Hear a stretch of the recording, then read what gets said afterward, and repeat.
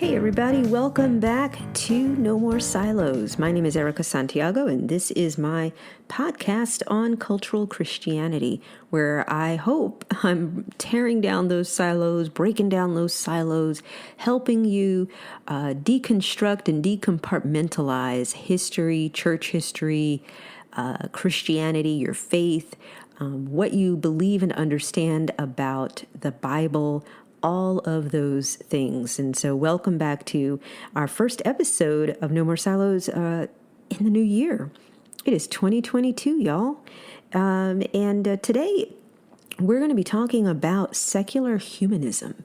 It is a topic that I have looked into quite a bit the last few years, and it recently came up again in a conversation I was having with a friend about a documentary that she recommended, and I remembered that I had written a paper on it. So I'll share a little bit from that paper, not all of it because it's not that exciting, but just enough for you to understand, because I think it's something that in today's environment, as more and more people are trying to understand their faith and trying to deconstruct what is culture, what is Christianity, what am I leaving the church because of something that's in the Bible that I disagree with, or am I leaving the church because, or upset with the church? Maybe I don't want to leave. Maybe I disagree with something, but am I disagreeing with something that is culturally based, that somebody made up and taught that, and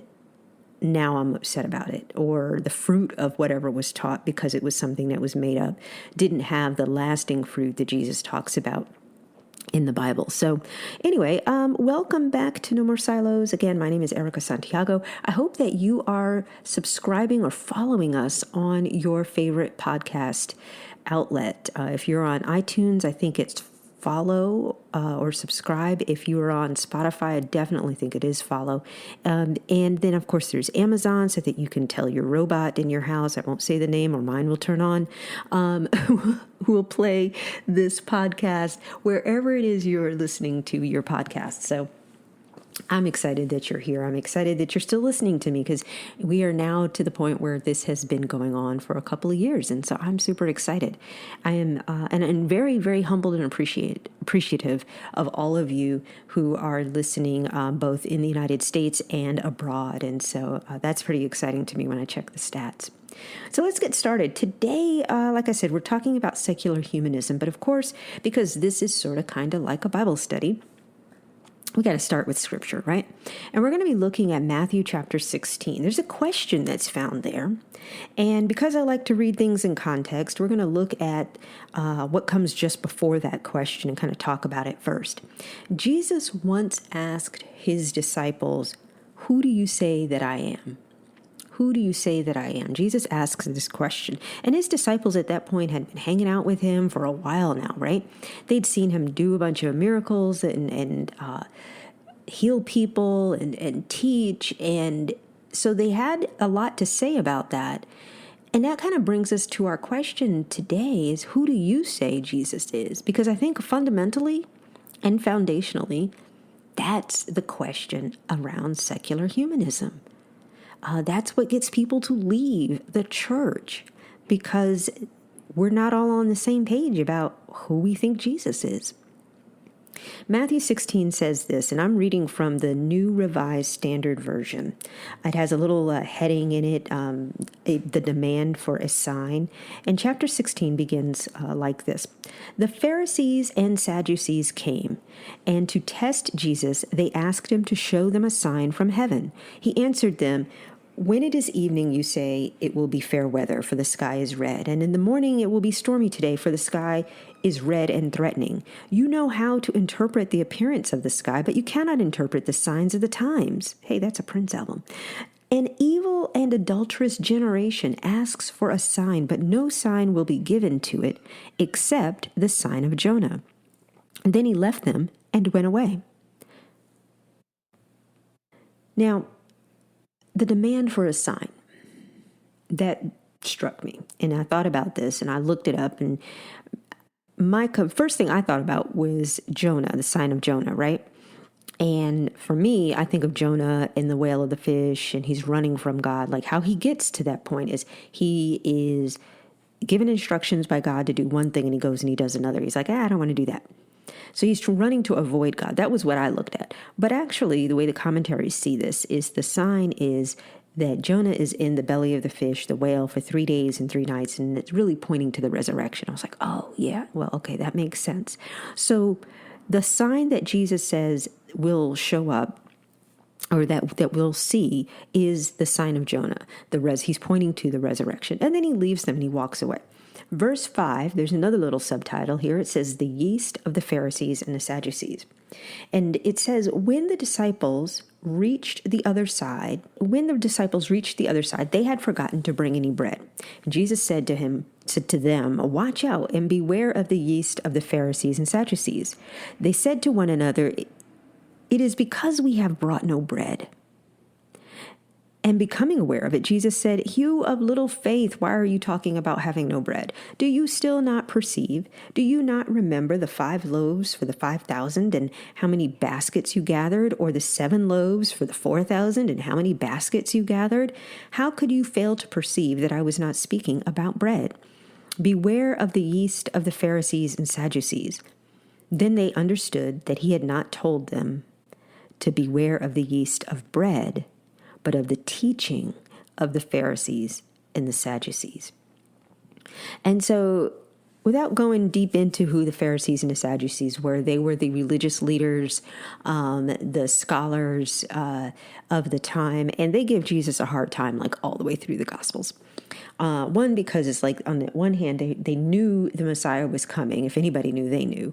And two, I guess when you know somebody is what you're waiting for and they don't come quite the way that you expect them to, you're a little annoyed. And so they keep picking at Jesus throughout all of this.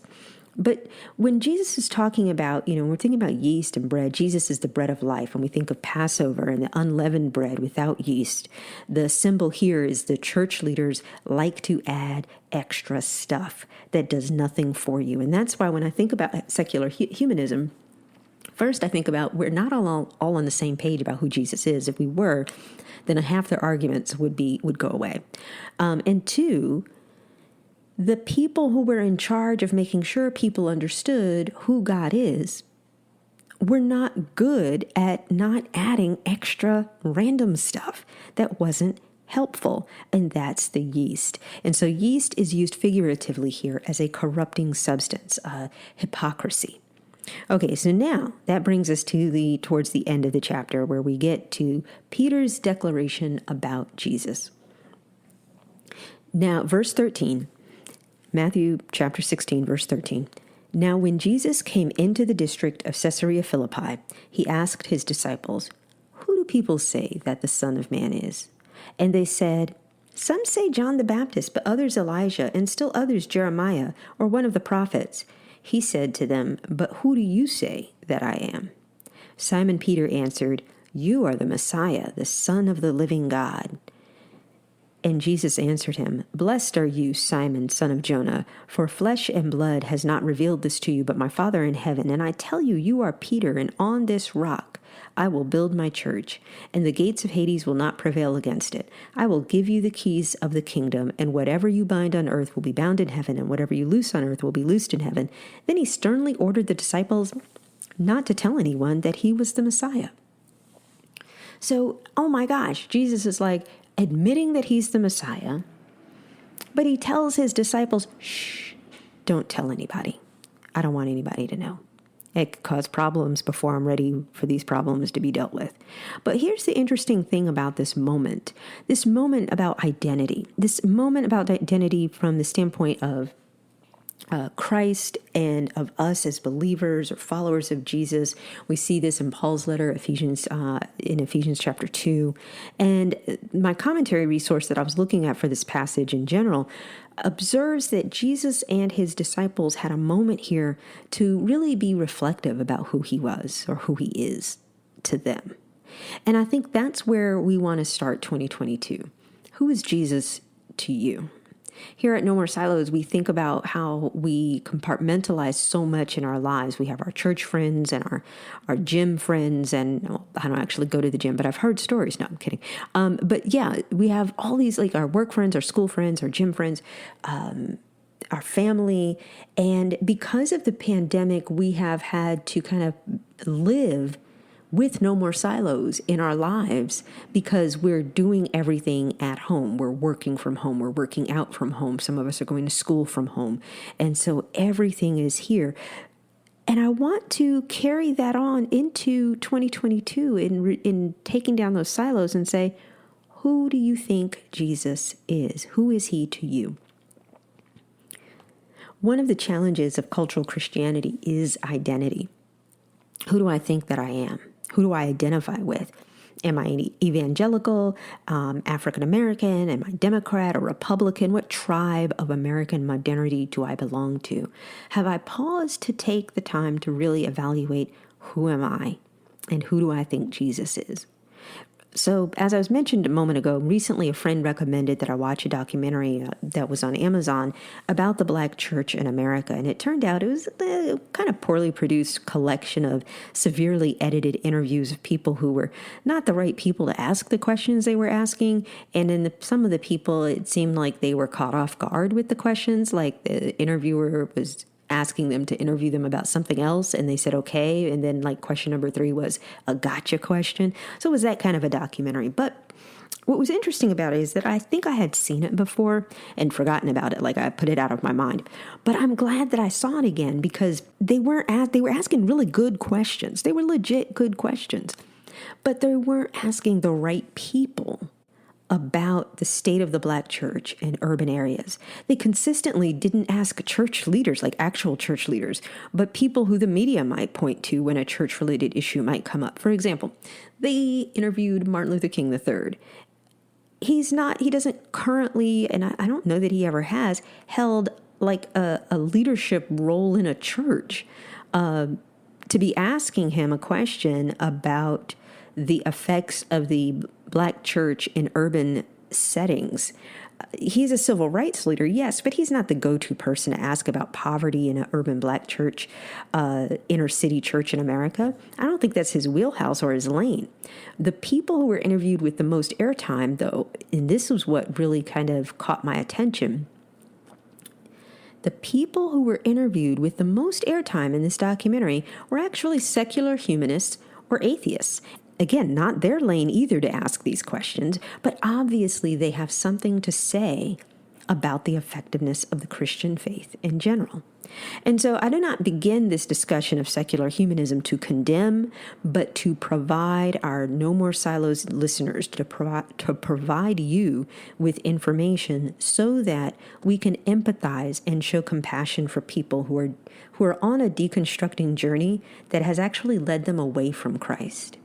And Stephen Covey talked about seeking to understand. He also talked about beginning with the end in mind. And so I want us to take some time to understand what is secular humanism, understand why people their journey for deconstruction might lead them away from the church, and provide you with resources to kind of give those answers. My favorite resource, and I did a whole episode early on in the podcast, is Paul's response in Acts chapter 17. He clearly understood the religion of the Romans. He was a Roman citizen, but he was also a Pharisee. He was a trained Pharisee. He was a trained theologian of the Torah. And he used that knowledge to apologetically defend and present the gospel of Jesus Christ. How was he able to do that? Not just as a follower of Christ saying, well, my Jesus is better than whatever you're doing, but he actually lays it out for them in Acts chapter 17. So I encourage you to go back and listen to that episode or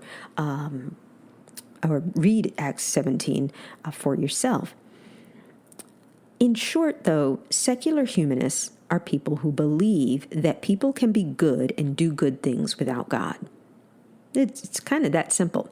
But to make their argument, they unfortunately often seem to find the worst representations of the church in order to explain or justify why their philosophy works for them. So it's in order for secular humanists to argue their point about who they are and what they believe or don't believe, they have to juxtapose that against the failings of the fruit of the church. And in this video, in this documentary, they were specifically pointing to the Black urban church setting. And I thought that was kind of interesting. Watching this documentary, I was concerned that none of the interviewees or church people profiled questioned what Christians believe according to the Bible. They only focused on the fruit of what happens, and they just assumed that they were doing what was in the Bible. That was the implication.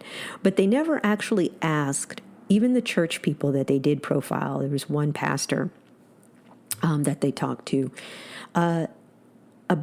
explain how what was happening was inconsistent with Scripture, with Christian Scripture.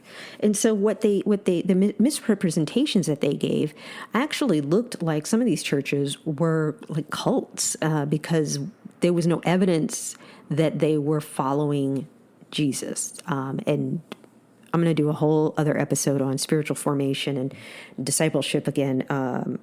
Continuing our conversation on discipleship and talk about that. But so the argument that they make in this documentary is faulty, which leads me to something I saw on social media the other day. And it's actually a quote that I think they've posted before from the Jude 3 Project, but it's such a powerful quote by Lisa Fields that they posted it again on social media. She says this. She says, "Some millennials resent church because their parents were good at church but not good at life. They struggle attending a place that consumed their parents' time but never transformed their private life." I'll say that one more time because that leads us not only to what we're talking about with the secular humanists in this documentary, but also to what our next podcast episode is going to be about. We're talking about transformation and spiritual growth. Some millennials resent church because their parents were good at church but not good at life. They struggle attending a place that consumed their parents' time but never transformed their private life. My husband talked about how Generation X and later generations don't set church up as a priority, but he didn't grow up in church, so he has a very different perspective of his faith. He became a Christian as an adult. So for those of us who grew up in church, we know people or knew people who were really good at church, showed up every Sunday, served maybe in a leadership or some capacity like usher, choir member, but their lives Monday through Saturday were like a train wreck or just not generally indicative of their faith, not modeling Christian faith according to what's actually in the Bible. They didn't demonstrate life change or transformation. And this is why discipleship is so important to me now, not just for my kids, but because too many Christians are not modeling actual Christianity. And I really believe that's what leads people away from Jesus. So back to talking about identity. Jesus asked this question, who do you say that I am? And so our question today in this episode is, who do you say that Jesus is? But a couple of years ago, Jamar Tisby wrote about why or what was amiss in the self-identification of evangelicals as Republicans. And so for some people, it is, and this was so in Jesus' time in the first century, some people were looking for Jesus to come as a politician to deal with the political environment or the economic environment. And so there are folks today who their Christianity is very closely tied or merged or blended or whatever with their identity with a particular political party. Jamar Tisby wrote this in 2017 in this article. He says, white evangelicals have to untangle why those beliefs usually form and shape people to be politically conservative and Republican. Until this culture changes, the political patterns of white evangelicals are not likely to shift in the near future. Now, what's interesting about this, what we know now in 2022, and thanks to Kristen Dumais and to Jamar Tisby's book, The Color of Compromise, and Kristen Dumais' book, Jesus and John Wayne, that gives an actual history, articulates a whole history of why the beliefs of white evangelicals in the United States send people into a world of political conservatism or being a Republican, and that political conservatism actually aligns with the anti-desegregation political environment of the mid to late 1970s. Desegregation started in the 60s, yes, but as it promulgated around the South, it was really in the 70s that it ultimately became a problem. And one of the points that really struck me and stood out to me the most in Color of Compromise by Jemar Tisby is when he talked about how the Carter administration in the late 70s basically said to all the private schools in the South that were basically created to for people to avoid having to send their kids to desegregated schools, that they no longer could maintain their nonprofit status as a church or adjacent to a church ministry because they were not desegregating, and it was federal law that you had to be desegregated. And so if you weren't going to play by the federal law rules, you don't get the federal law tax break, which totally makes sense. But that is also why I think Carter lost the presidency the next roll of the dice. So that said, Jemar Tisby goes on in the article to ask the question about what it is that they believe. Like, how do they take their faith and apply that to their political beliefs if there isn't somebody standing there giving them teaching that is not actually biblical, but telling them it is. And that's where I think the issue with secular humanism comes into play as well, and where the issue with the folks that made that documentary about the problems in the Black church and inner city also had this problem, because the orthodoxy versus orthopraxy question had come up. You can't separate theology and practice. It just can't be separated. Even Jesus said, "You will know my disciples by their behavior." So that begs the question, are these people really followers of Christ? Someone made the observation recently that if I check off the box African American or Black, but I'm not really Black, but I send this in to the Census Bureau, does that make me Black? The issue is self-identification. What identity do I attach myself to, and how important is what I choose to the larger conversation of race, religion, or politics? We live in a culturally Christian society. And in the southern states where I live, most people will identify as Christian even if they don't own a Bible and never went to church. So where does that leave the pollsters? Where does that leave the documentarians? They're talking to the fringe or extremists in our culture who have chosen to identify themselves in a way that actually contradicts who they really are. Our schools don't teach critical thinking or civics, so people are genuinely unaware that they're probably checking the wrong box. So Tisby, in this article, though, from 2017, discusses a book by sociologists Michael Emerson and Christian Smith that contends that evangelical beliefs lead to a certain view of how the nation should be governed, and the book is called Divided by Faith. The authors speak of a religio-cultural toolkit that defines the limits of evangelical political imagination. And so what they say in here, and Jemar Tisby kind of breaks it down and summarizes it, they give these three tools that white evangelicals use to parse racial issues in America. And it, of course, impacts the way that they vote. And I would extend that to say that it's not necessarily limited to white evangelicals. I think it's also a big part of secular humanism, people who say they don't believe in God, but they appreciate the structure, infrastructure of community of the church model. So these three tools are accountable free will individualism, relationalism, and anti-structuralism. Let's take each tool in turn, and I'm going to share with you what Jemar Tisby wrote in an article in defining them. Accountable free will individualism means individuals exist independent of structures and institutions, have free will, and are individually accountable for their own actions. This idea stems from the idea that personal sin and the consequences thereof don't really, it's me and my sin. Like, I didn't own slaves, therefore I am not responsible for what slavery has left as a legacy in the United States, for example. So the evangelical emphasis on individualism reduces the importance of communities and institutions to the way people think and behave. Relationalism is a strong emphasis on interpersonal relationships. And this idea comes from the primacy of a personal relationship with Jesus Christ in evangelical belief. The fundamental problem of humanity is alienation from God, though. The connection between creator and creature can only be restored through an individual decision to accept Christ as Lord and establish a saving personal relationship with him. Solutions to America's issues will not be offered through an impersonal government, but only through building healthy one-on-one connections, first with God and then with neighbors.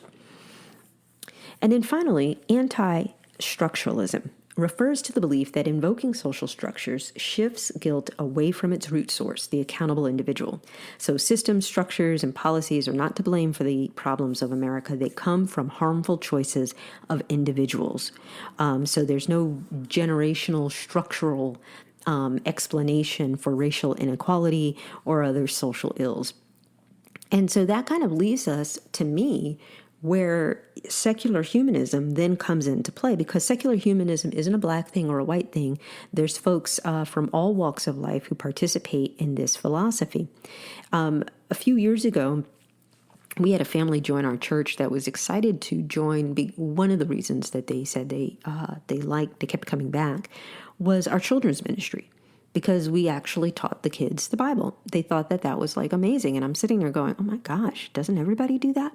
But I didn't realize until a few years after, when I was scrolling around on social media, and an apologist that I follow wrote an article called How Sunday Schools Are Raising the Next Generation of Secular Humanists. And this was probably around the same time that I was studying apologetics in school for my master's in divinity. And also around the same time that I was doing a teaching on Ephesians in our church's Bible study. And so I'm sitting there thinking, on the one hand, doesn't everybody teach the Bible, actually teach the Bible? I mean, some of our most famous evangelists on TV, televangelists, always say, obviously you can't join my church wherever I'm at, but please go and find a Bible teaching church to go to. And I didn't really consider how hard that actually was. So when I looked into it later, and I want to share with you the actual quote from the article. She says, secular humanism in our churches is preparing our children to be good without God as adults. We are not actively teaching the mystery of the gospel effectively to combat against the prevailing culture outside our doors. And so the question I had then was, well, what needs to change? And how do we change the conversation? Certainly Ephesians, Paul's letter to the church at Ephesus, is all about raising the bar in the 10 Commandments and how to live as a Christian and how to love others and love God and be a part of the community. But it's interesting that people began to realize something was amiss in our churches, that some churches were not teaching Bible, but they were teaching culture. And so, interestingly enough, around 2018, or around the same time, I came across this other article in The Atlantic, Students Suing for a Constitutional Right to Education. A new federal complaint with a unique argument accuses the state of Rhode Island of failing to provide students with the skills they need to participate effectively in democracy. And then we have January 6th. And so all this was kind of floating around in my head when I was working on my MDiv a few years ago and had to research the topic of secular humanism. It came up in my apologetics class and I had to talk about it. And so here's some of what I wrote. And I'm going to kind of blow through some of this pretty quickly and skip around a bit because it was quite a long paper. And some of it, honestly, was filler sentences because, it was for school. But the summary of the worldview. So when we look at a worldview has to do with perspective. How do I see the world? What filter do I see the world through? Is it rose-colored glasses? Do I agree that the sky is blue? Do I agree on certain basic truths about the world around me? And at what point do I diverge from the others in my community? And so, to the secular humanist, the source of ultimate authority is reason.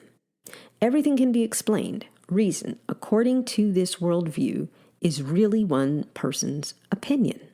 True reason, according to this definition, can't ever really be attained. The skeptical nature of the secular humanist doesn't allow for a transcendent understanding or encounter with the living God, but rather a core belief in the physical world around them. It was mainly the Greek motive of matter and form which directed the thought of Plato and Aristotle, resulting in a dualistic view of the relationship between a so-called material body and rational soul. I did a whole episode on why is Aristotle teaching your Bible study. Again, it's a matter of taking that filter of worldview, right? So interestingly, the source of morality for secular humanists is generally based on the world's most popular religions. Get that? However, they themselves do not notice this and believe themselves to have an inherent morality compass within themselves. Secular humanists seek to break with the past and to expunge the signs of religion from society and its workings, especially where those signs have political and legal weight. This break with the past is really a repackaging of something like religion, but not religious, placing their faith in nature and seeking relevancy against the foil of Christianity. Most secular humanists are culturally Christian or come from a Christian or Judeo-Christian background, so theoretically much of their belief system follows the definition of a theology, but their claim is that they are not a religion. One of the things that I discovered in my research was that there were like churches or groups, like small groups, what we would think of small groups in the church, set up in places like in Europe and in the United States, where people gathered. They had like a potluck. They did projects. They did a study or had a pep talk. Somebody came and gave them a motivational speech instead of a sermon, or then they had did outreach. Maybe they fed people at a local soup kitchen, or they did something for the community. And I'm sitting there going, that's what churches do. And if you study the history, charity, the way that we know it today, didn't exist before Christianity. Nobody was going out to the edges of town picking up the abandoned babies before the Christians were really doing it. Nobody was going out making sure that everybody in their community had something to eat or housing or health care or whatever it was that was helpful to them. One of the people that the disciples post-resurrection resurrect, that's in the book of Acts, Damaris, I think her name was, she was someone who was doing so much for the community that it was her character of that really made people go, hey, we need to go find one of those Jesus guys to raise her back from the dead. We need her. We need her to be living. And so that happens in the book of Acts. So anyway, secular humanism historically is linked to Unitarian and Universalist ideas from the 18th century New England. I've been to New England, and you will find churches that are Unitarian and Universalist, and they look like churches. Anyway, the secular humanist claim to truth varies based on the individual's assessment of evidence available and understood. According to this worldview, evidentiary proof can be found in nature. This worldview shuns emotional outlooks but stresses reason to avoid irrational outcomes. What's interesting is that it was the emotional display of the Black church worship experience that was problematic for the people in this documentary that I was looking at. And so it is the tension between the objective and subjective understandings of reason and how this relates to happiness as both a pleasure and a purpose, heart and head, that we find many humanists today. Arguably, contemporary physics has made it even harder for self-described materialists or physicalists to suppose their concept of matter or the physical is stable. The secular humanist believes in the divinity of the individual. There is no life after the one lived in the present. The secular humanist believes they can be ethically moral without God or a God while living their lives based on reason grounded in the present. The practicing humanist believes in finding happiness in the pleasures available in the world, both physical and mental, not really spiritual, that allows them to be satisfied with their present. Morality is viewed as secular on the basis of personal integrity and perceived honesty with oneself. And so recent observers have noted that the term religious atheism has been used to describe secular humanism. There's the idea that God is secondary to the faith in reason. The secular humanist sets for themselves the goal of living life well with the focus on imminent or immediate values without seeking some transcendent good reference point as one gets in a theistic religion. And so what we're finding is that in order to define or redefine their belief system, they have to speak about it against the foil of the religious in the Western world, and particularly Christianity.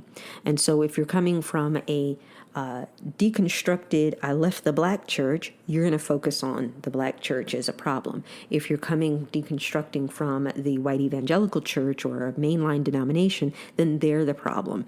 And so in not believing in God or a higher power controlling the universe, as a regular atheist believes, secular humanists look at it as a way to define themselves, and they're a little bit more open-minded and a little bit more appreciative of the merits of religion.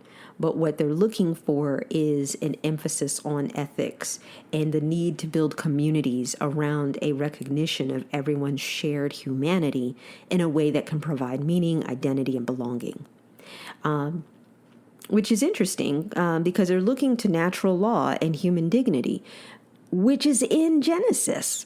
It's God created the heavens and the earth.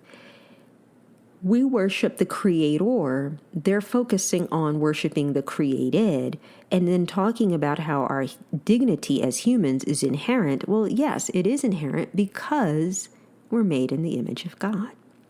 And that is where our dignity comes from. So again, I'm not here to condemn their worldview. I'm really here to help us all kind of understand where they're coming from. Like I said, it's a filter that they're looking at, but it comes out of the foundation where there was a departure from faith that created a rift within the scientific community during the Enlightenment period of history. The Enlightenment period happened in the 16th, 17th century, around the same time the United States was being formed. And so there's a lot that kind of overlaps here. And that's why, as I've been reading the 1619 Project, I'm having all these aha moments, looking at spiritual formation and the way that our identity as Americans has been formed, because in practice, the humanist believes that finding happiness, the pursuit of happiness in the pleasures available in the world, both physical and mental, not really spiritual, is what allows them to be satisfied with their present. Several episodes back, I talked about Thomas Jefferson's adventure with his Bible and an X-Acto knife. He cut out all the spiritual stuff, all the supernatural things. He cut that out of his Bible, and he just kept the things that seemed real to him. And this is the guy who, in his, I think he was in his early 30s, wrote about the pursuit of happiness as our ideal. This is why we're declaring independence from Great Britain, because we want to pursue happiness as we see fit.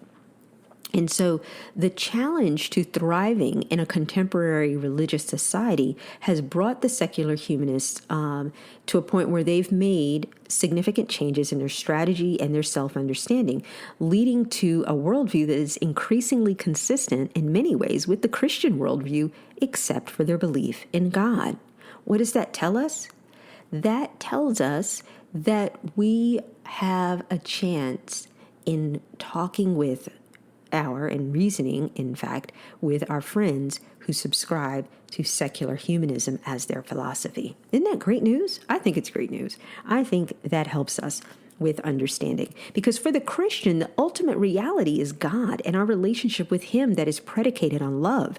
Christianity is our worldview that we choose because it invites believers to engage in a relationship with the creator of the universe based upon love and free will. And it does not look for happiness, but in finding joy that is sustainable in every situation. And that's the difference. Humanist is looking for happiness in the moment because they're only living in this present. Christians find joy that is sustainable in every situation because we know we are planning to live beyond this present. The Christian worldview is more than simply learning about God and applying the commands of the Bible to our daily lives in a way that demonstrates love for fellow human beings. It's really about that relationship with God predicated on love. And, and then the question that often comes back at us is the problem of evil. Well, what about evil? And it's often pointed out in the humanist rejection of the relationship humankind has with God. And their logic suggests that God does not exist because evil exists. But the reality of the Christian relationship with God, however, can be apologetically explained through God's plan for redeeming humankind through the sacrifice of his son, Jesus. The Christian worldview accepts that we are image bearers of God, and it is his character found in the scriptures that we follow.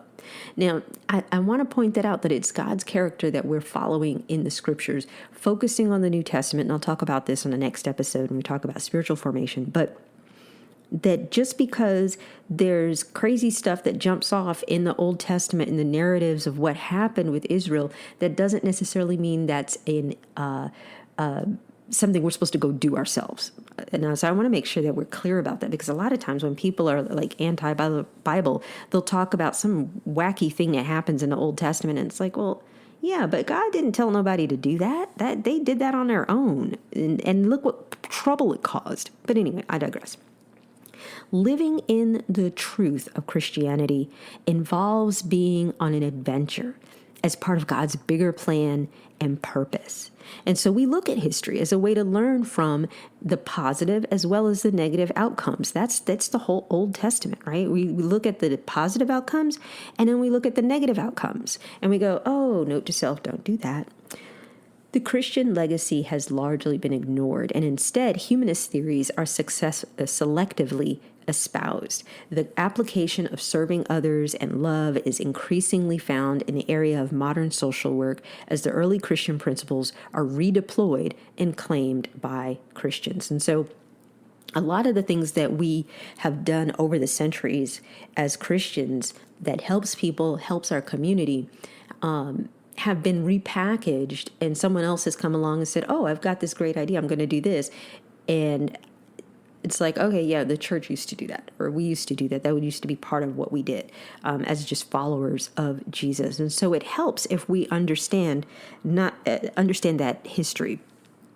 And the other really important point that I think that is a primary reason that Christianity spread so quickly, and I've said this before on occasion, is the significance around the resurrection.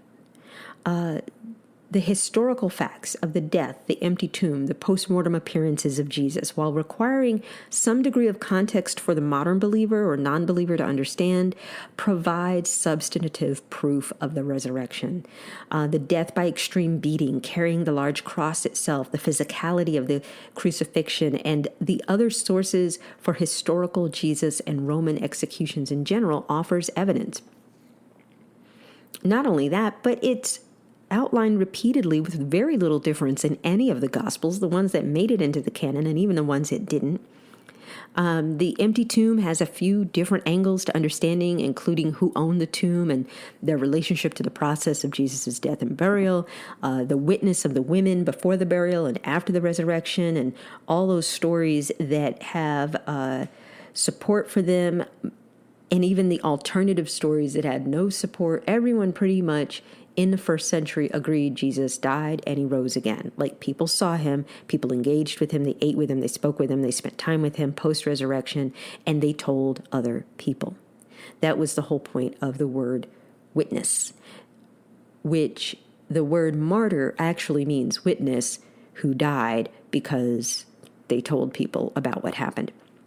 So the primary reason that Christianity spread so quickly, and Paul attests to this as well in his letters, is people were eyewitnesses to the resurrection and told others about it. So it wasn't like they didn't see it happen.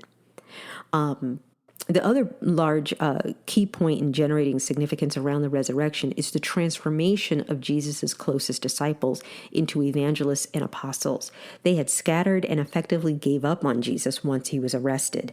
Only the truth in his resurrection could have brought everybody back together again. Now, the women didn't leave, but the guys did, but that's a different Bible study lesson. And caused all of them to speak boldly about the resurrected Savior again. And the third point of significance in discussing the resurrection is that the naturalist approach fails as its own methodology does not support the evidence of the alternative to the resurrection story. And this is simply the best defense to naturalism, as their evidential philosophy cannot satisfy their own requirements. One of the reasons as a homeschool parent that I make sure all of my kids take this, go through this course on how to make a good argument, how to understand logic, because you have to be ready to explain what you believe and why you believe it. And while Western culture is slowly reassessing our understanding of history and facts or truths offered by the systems that define our culture, and this movement progresses, the truth of Jesus' resurrection is growing, leaving the secular humanists asking more questions about what they believe. And everyone wants to belong to something. This has become part of our culture in America, and exactly the opening for the secular humanists to copy the strategy and structure of evangelism efforts of the Christian church. It fails as a worldview precisely because it doesn't adhere to a complete and thorough perspective on living life, and its goal of happiness leaves the depressed person without hope that is found in Christ. A gathering that mirrors the small group ecclesia of the church, including an outreach project, is insufficient. Following a worldview that requires only a physical perspective but allows for faith in evolution or the Big Bang Theory leaves the adherent wanting more. So their theories, their philosophies, and ideas ultimately cannot be supported and are easily refuted, and reason is insufficient to base one's life philosophy. So, why does secular humanism continue to thrive in American churches? Well, I think there's a few reasons. One is we live in a pluralistic, I can't even say the word, pluralistic society. Americans, we readily embrace mix and match religion. I've talked about that before here on the podcast. We are all over syncretism. Another reason is that we don't really understand all the time the historical reason behind our ideal of separation of church and state. Our history of separating church and state is in response to not wanting the ruling monarch to claim themselves to be divine representatives of God on earth. Google divine right king, Louis XIV. Louis XIV lived in the 17th century, also known as Louis the Great or the Sun King. He was the King of France from 1643 until his death in 1715. He reigned like 72 years on Wikipedia. But what's important to know about this time frame is his absolute rule was based on his belief that he was ordained by God to be king. Our American Revolution is a response politically to European monarchs who believed they were the head of the church and their country. This is what separation of church and state actually meant in 1776. It wasn't that they just didn't want to have control of the king. They really wanted to say the king he can be politically head of the country, but not head of what we believe. And when you consider you got guys X-Acto knifing their Bibles and taking out all the supernatural parts, there's a distinct difference in what the politicians believed versus what regular people believed and what the king believed. So Louis's absolute rule was based on his belief that he was a divine right king, that he was ordained by God to be king. This is why it's hard for Americans to follow King Jesus. We have a cultural disdain for monarchies, but a strange obsession with the British royal family as celebrities. I mean, I was watching the Today Show today, and they were all over the fact that it was Princess Kate's birthday, and she turned 40, and it's like, who cares? That's not our country, but we're obsessed with it, so they're like celebrities. It's interesting. When we think of our mix and match religions, think about this. You might think, oh, I don't mix and match religion, but do you reference karma? Do you, because that's not a Christian concept, do you embrace yoga in your culture? I'm all for stretching and meditation, but I have to draw the line at some of the practices because I'm like, am I practicing somebody else's religion and not Christianity? I want to be real clear that I'm not doing that. And it's not that it's words that don't mean anything. Maybe they don't mean anything to you, but yeah. So we mix and match, right? Think about how we talk about spirituality or sage and meditation even. I think on this next episode, as I've talked through this today, I really think I'm going to talk about spirituality and spiritual formation on our next No More Silos episode, because I think it's a topic worth exploring.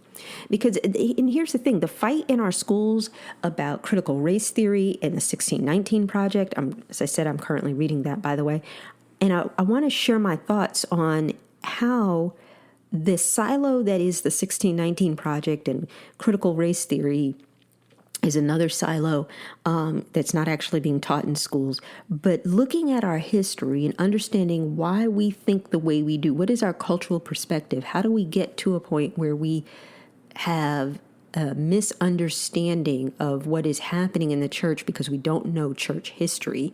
And how the church responded in 1619 or 1750 or 1776 or 1803. All of these things are things that are covered in Jemar Tisby's book, The Color of Compromise, because that is exactly what his book is about, how the church missed opportunities to be the church because white supremacy prevailed. It's playing out right now in our white evangelical churches, as well as black churches, as more Generation Xers and millennials are disassociating themselves with the traditional black church, or any church for that matter. And so that brings me back to the Lisa Fields quote. Some millennials resent church because their parents were good at church but not good at life. They struggle attending a place that consumed their parents' time but never transformed their private life. Christianity is about a life transformed. Anything short of that, they're probably not teaching you actual Christianity. It might be something else. Those guys that produced that documentary that have left the church for secular humanism probably had bad examples or bad models of Christianity. And instead of asking questions about the Orthodox faith based on scripture, they instead attacked the fruit of people claiming to be Christians. There's a book that I'm reading for my class this semester as I'm working on the doctorate in ministry. It's called The Complete Book of Discipleship by Bill Hull. And he writes in chapter 1, because that's kind of all I've read so far, he writes about non-discipleship Christianity. And he defines it as people who call themselves Christians, but don't actually submit to or follow Jesus, according to what's actually in the Bible. Religious consumerism is the fruit of such a faith, a focus on individualism over community.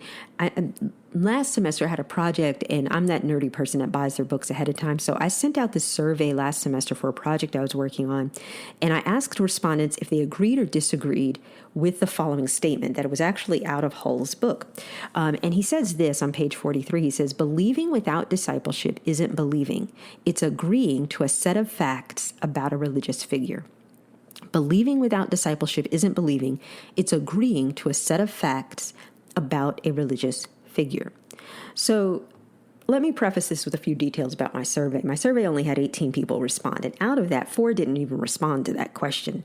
28.57% said that they somewhat agreed. And then I had those who kind of strongly agreed, and then I had some that strongly disagreed. And then I had a few comments on Facebook where I posted it from friends who weren't really sure if they agreed or disagreed with the statement, but without context weren't sure they liked the implications of the statement.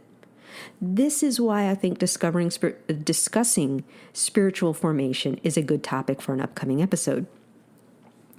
I think as American or Western or global North Christians, we don't like to be challenged in our comfort or complacency in our beliefs. But then people like the folks in the documentary and their secular humanist friends come along and kick us in the shins. When I Googled the documentary, I came across a blog post that reviewed it. And the documentary is actually called Contradiction, a Question of Faith.